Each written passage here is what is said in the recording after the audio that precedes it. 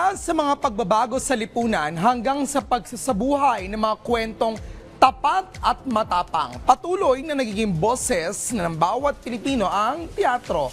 At ngayong taon, miling bibida ang mga untried, untested, and unstaged na mga dula sa pagdating ng Virgin Love Fest 21. Para sa buong detalye, let's all watch this. Sa bawat yugto ng pagbabago sa ating lipunan, patuloy ding lumalawak ang mga paraan ng pagpapahayag ng damdamin, pananaw at karanasan ng mga Pilipino para sa komunidad ng teatro. Isa sa pinakamabisang paraan nito ay ang pagsasabuhay ng mga kwento at issue sa pamamagitan ng sining at pagtatanghal. Kaya naman para sa inaabangang Virgin Love Fest 21 ngayong taon, layunin nitong bigyan ng mas malayang espasyo ang mga mandudula na mailahad ang mga kwentong tapat at matapang na sumasalamin sa karanasan ng mga Filipino. This year, DLF turns 21 and finally comes of age.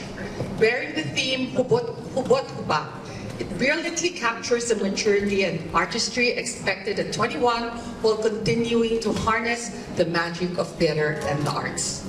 Ang festival na ito ay nagsisilbing mahalagang tulay sa pag-uugnay ng mga Pilipinong may puso para sa sining. Sa pangunguna ng mga batikang direktor sa teatro na sina Tony Goyadaw at Marco Viana, naging bukas ang entablado hindi lamang sa mga veteranong mandudula, kundi pati na rin sa mga baguhang playwrights, aktor at mga nasa likod ng produksyon na nagdanais makapaglingkod sa pamamagitan ng kanilang talento.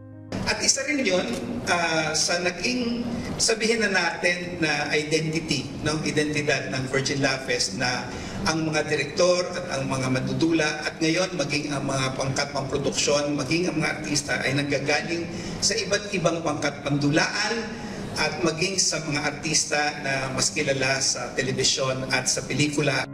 Patunay na lamang na kapag pinagsama-sama ang husay at talento ng mga Pilipino, nabubuo ang mga obrang hindi lamang tumatatak kundi nagbubukas din ng kaisipan ng mga manonood. At habang mas lumalawak ang entablado para sa mga bagong boses, mas nabibigyan tinig ang mga kwentong karapat-dapat mapakinggan.